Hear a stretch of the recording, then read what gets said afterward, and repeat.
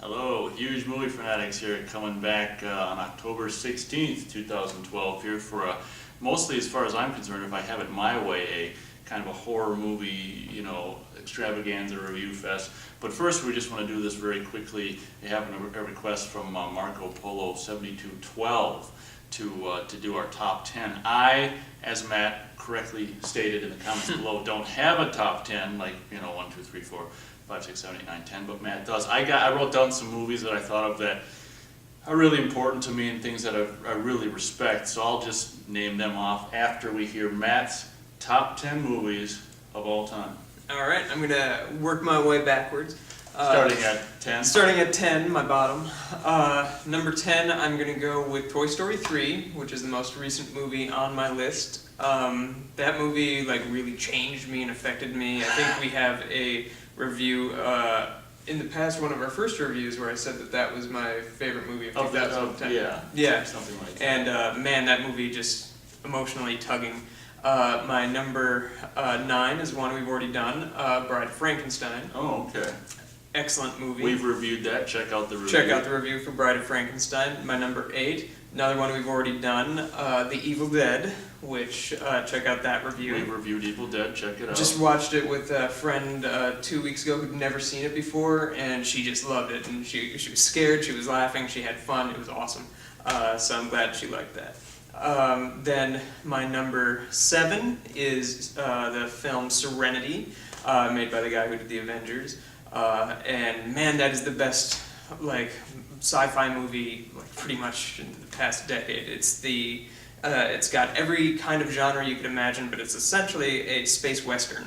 I love westerns, I love space stuff, so that was the perfect blend for me. It's very funny. Man, I love that movie so much. I could talk about that for years, but I won't. 6 is Lord of the Rings: The Return of the King, winner of 11 Academy Awards, and man, it deserved every single one of them, and it deserved more. It got no acting nominations. That pissed me off. It's amazing acting. I cry. But that's a great movie. Man, I love that movie. 5 is Chasing Amy. That is such a great movie, and it's appreciated by critics, but the Kevin Smith fans don't seem to take to it as much. I really like it because it's the only movie that I can think of where it's about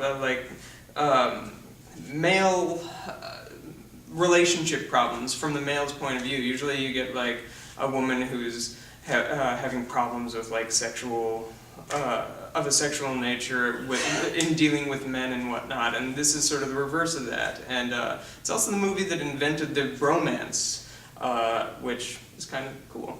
It's the first bromance movie where you. Oh, did you say bromance? Bromance. Oh, I thought you said romance. No, I'm bromance. I don't know what bromance is. That's where you have two guys who are best friends who are just. They're totally a best friend relationship, but it's something a little more like a male heavenly creatures. No, not so much like that. There's nothing sexual about it. It's just sort of they're two men who can't say that they love each other because they're men, but they totally love each other even though they're just in a friend way. All right, bromance. Bromance, excellent movie. 4 is Scream. We've done that review. Check out our Scream Scream movie reviews. All the Scream movie reviews. 3 is James Cameron's The Abyss. Which, my God, we'll do someday. We will do that someday, because that's his most underappreciated movie. No idea why. And probably maybe some of the hardest to make. Probably physically out of anything he's done. Yeah. Probably, and most life. He almost killed. What's his name? Ed. What's his name? I can't remember. Ed Harris. Ed Harris. Yes. He almost killed him. Yeah. But man, that's a great one. 2 is James Cameron's The Terminator, the first one. Which someday we'll do. Someday we're going to review all the Terminators someday. Oh, absolutely. I have lots to say about all of them, but that first one is probably the best paced action movie I've ever seen, because the entire story is told on a brisk pace run, and that's kind of cool. And then my number 1 favorite movie of all time is Aliens, which we've done the review for. Check it out. James Cameron. If you couldn't understand him, James Cameron, Aliens, the second Alien movie. So that's Matt's top 10. Top 10 as of right now. And as of right now. I wrote down a bunch of stuff. Like I say, this isn't in any particular order except maybe the first one. Every time people ask me what my favorite movie is, 2001: A Space Odyssey pops into my head. I don't like to say a movie is number one because I like so many different movies for so many different reasons. But every time I get asked that question, 2001: A Space Odyssey pops into my head, so that could mean something. I think 2001: A Space Odyssey is one of the most amazing accomplishments in cinema, period, by one of my favorite, directors, Stanley Kubrick. That first 20 minutes is just awesome. Yeah, I never used to watch that when I was a kid. You mean the ape stuff? Yeah, that's my favorite stuff. I only watched the middle when I was a kid, but as an adult, I watch everything. Amazing. There Will Be Blood is definitely one of my favorite movies. My favorite so far of the 21st century. There Will Be Blood. I bought it for him. Have you watched it? Not yet. I haven't had the chance. I will watch this. Because we're going to review it when he watches it. Oh, yeah. Rosemary's Baby is one of the scariest movies that's getting a Criterion release. I know. Someone is going to buy it when it comes out this month in a couple of weeks. Criterion. I think we should review it today. It's one of those scary movies that scare me the most.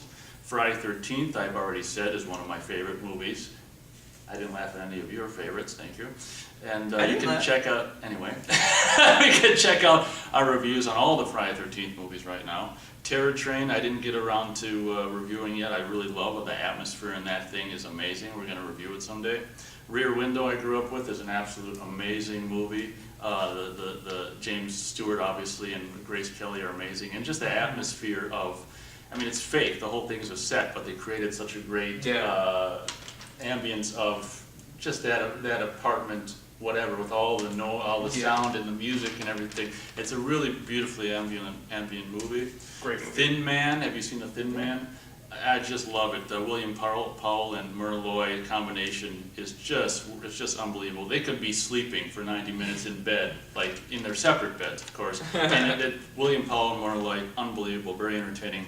I'm doing more than 10. Rope, I absolutely love Rope. Have you seen Rope, obviously? Years ago. A movie that was basically shot more or less like they wanted it to look like one take. Obviously, you can't do that, or you couldn't do that in the days of film, so it's shot in like 8 or something takes. That some of them are cleverly blended to make look like it doesn't happen. Some of them just blatantly happen.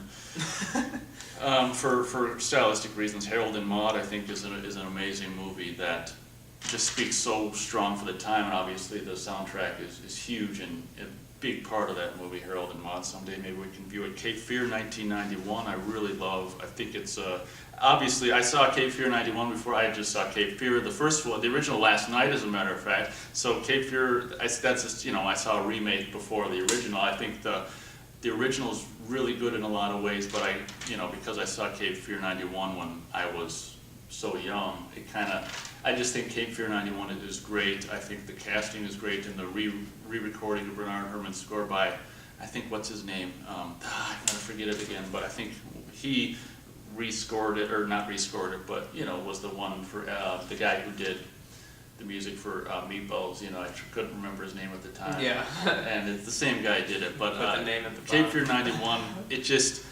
the Blu-ray just came out, I think, this year, and it's just beautiful. And it's like 2 hours or over 2 hours long, and it never gets boring for me. Absolutely love it. Touch of Evil is just a movie of, have you seen it? Oh, yeah. Amazing brilliance, and Orson Welles is just a genius behind it, in front of it. I love it. I'm going to say that I actually prefer that to Citizen Kane, even though it's Citizen Kane. I do. I would also give 4 stars. Citizen Kane is kind of depressing. I watched it a while ago.